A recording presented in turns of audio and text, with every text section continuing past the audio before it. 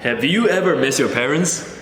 As an international student here at Canada, I obviously sometimes miss my parents because I haven't seen them in ages.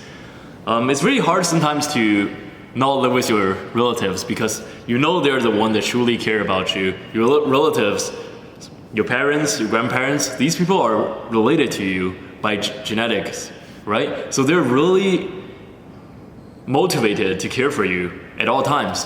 So it's really hard to live without these people in a world that in a way you will be alone and in facing a lot of social and societal issues. Now, the biggest thing is, if you don't live with your parents, sometimes it's hard once you get sick to go to a hospital because you yourself is weak at that time. And then it will be confusing and disorienting to go to a hospital and get treatment properly. So it's actually in a way very dangerous to live without your parents. But there's always a lot of pros and cons coming with living with or without your parents, because when you live with your parents, there's also some restraints. So you couldn't go out too late at night.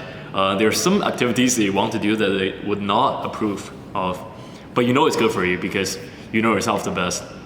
And if your parents are not too wealthy, one of the issues is you are kind of spending all the time with them at home.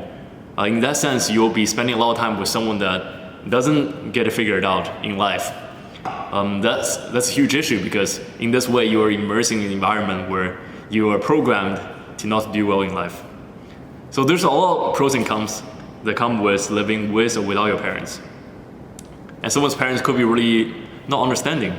They could be very strict and very archaic in the way they think, which unfortunately, because the society is moving in such a fast pace right now, some of the parents cannot catch up to the pace that's moving towards. So they don't understand what their kids are doing, and they don't like it when they don't understand what the kids are doing. They want to assert dominance, want to assert authority, but without understanding how everything works nowadays with the internet, with Web3, like how do they even comprehend Bitcoin?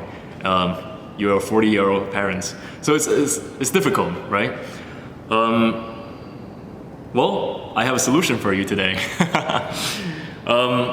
So from my personal experience, it's always better to live without your parents than with your parents because you're avoiding all these drawbacks of living with the parents, like them caring too much about you, they spending too much attention on you in what you can or cannot do. They give you orders and they will fix your life for you. That's very dangerous because they have a certain mindset and they probably want to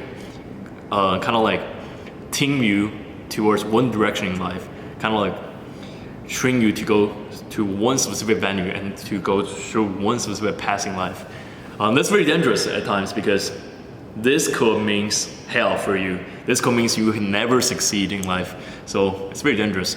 Now, the drawback of not living with your parents obviously sometimes get really, really lonely because you don't have people around you that truly care about you, genetically coded people that enjoy and are motivated to care for you in your life. So what I suggest is to build a skill to make friends into your loved ones, into your family. This, on the surface level, it sounds very hard because how can you make a stranger, which are by nature what friends used to be when you're not friends? It sounds really hard to make strangers into friends and make these strangers into part of your family because they're actually not related to you. How do you keep them around? How do you keep them safe? So sometimes it's interesting because some strangers also have the same issue you do. Always remember that. When you're lonely without a parent, some strangers might do the same too. Unfortunately, they don't put a big sign on their forehead to say, I don't have a parent, come talk to me. I feel lonely, come talk to me, or things like this. You have to find these people on your own by socializing a lot. Putting yourself out there is really important to letting people know who you are before maybe even seeing you. So make a good online presence, showcasing yourself, your personality, and why you provide value in other people's lives. So a very easy way to make good guy friend is actually, I have this theory, it's not really a theory, but because I think it's true, is to improve yourself in your social hierarchy, in your social status. By improving yourself in the amount of work and value you can bring, a lot of guys will start to like follow you in a way, right? Like they will want to hang around you. They will want to be your friends because they know you can provide value and they can provide value too. In that sense, pick someone that's actually valuable and then just be friends with them. That's pretty simple in that sense. So that's the first step of getting to know friends, right? You put yourself out there and increase the amount of value you can provide on your own. So be a good person, right? Be a generous person. Be sociable. Be likable. Let people enjoy a good time with you. So that's the entry level. Second, how to keep friends around. This is actually harder than it seems. I personally find this harder than the first step. Getting some new friends, in my opinion, is not that difficult. Now, the second stage, how to keep friends around, so then they can be actually immersed in your life and become your family. So firstly, I want you to think about what you want in a friend. Do you want someone that's loyal? Yes, you do. Do you want someone that provides value? Yes, you do. Do you want someone that's not overly negative? Yes, you do. You want someone that's positive and try to change your life for better and try to lead you to a better position in life or better mental health in life.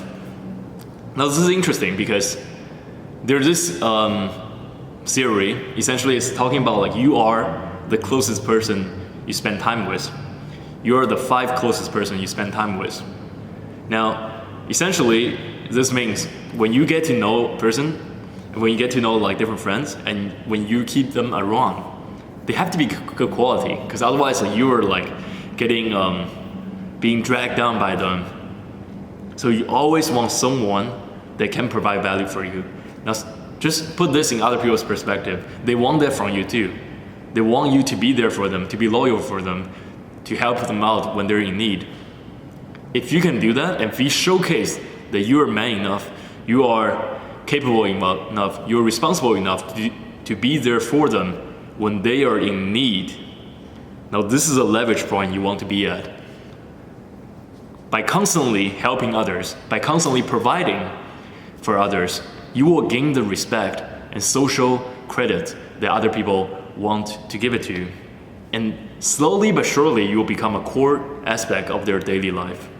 By being there for them, by helping out with them, and by never falling out of the relationship.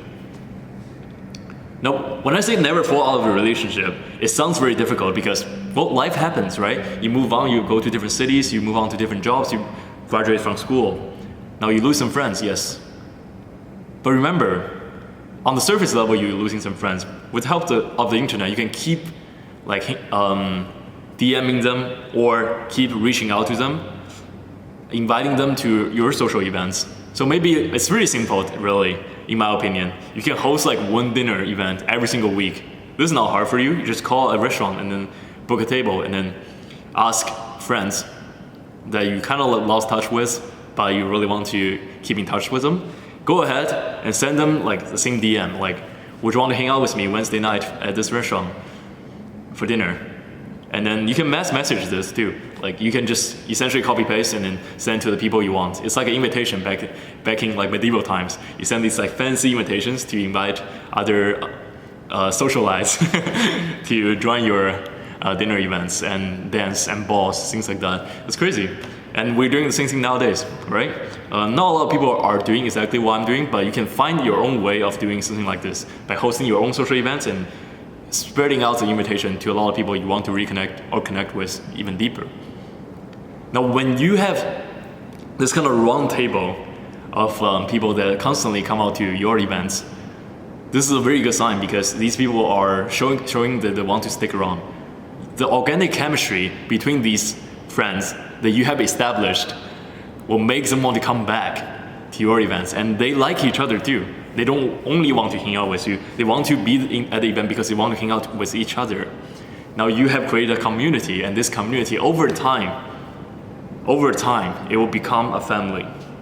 If you keep working at it, if you keep making everyone feel comfortable, if you keep making everyone feel happy, feel heard, feel acknowledged and cared for in these events, you will slowly be a part of your family. Because other people need this too. When you're watching this video, other people are watching this video too. They understand. They want the same thing you do. They feel lonely and they want real friends, not just someone that comes superficially, not just their co-workers, not just their colleagues and peers in their class. They want someone that really cares for them for who they are. We are all humans. We have human social needs. This is the fundamental of how we evolve into social beings. And we are essentially a social animal. When we are left alone, back in the days, it will give us tremendous mental stress that you can no longer work or function properly in life, even if you want to. You can say, okay, I am a really introverted person. I am just fine studying or working hard, grinding hard at one project for 48 hours straight. Like I'm just doing that, closed up in my room, and I can work through it and become wealthy or whatever. You can say that, but this is actually not true, because even if you're introverted, even if you can put in a lot of attention and time into one project on your own alone, you need social connection. That's how our brains are wired. If you don't have social interactions, the stress of not having that will slowly bring your mental health down. And don't let that happen, because I personally know, it's a very dark hole that you don't want to even come close to. It's very hard to get out of. Now, thank you so much for watching this video. Hopefully after watching this video, you want to make more friends, be more social, go out there and showcase yourself, inviting people to come to your events. Just set like one weekly event every single week that you are surely capable of hosting. It's really simple. It takes you like maybe 2 minutes of time. You research about a restaurant, like see the reviews and call that restaurant up. Can I book a room? Can I book a table? Wednesday night at 7 p.m. for 10 people, and then just invite your friends and see if they come. Now, when they do, keep repeating and go to maybe different restaurants, or kind of keep a routine of this happening. And you can, and you will create a family-like environment for everyone that's comfortable for them to hang around, and then become part of your extended family. So at times, you don't actually need a real family. You just need to find personal connections with these people when these strangers turn into friends. Thank you so much. I will see you in the next video.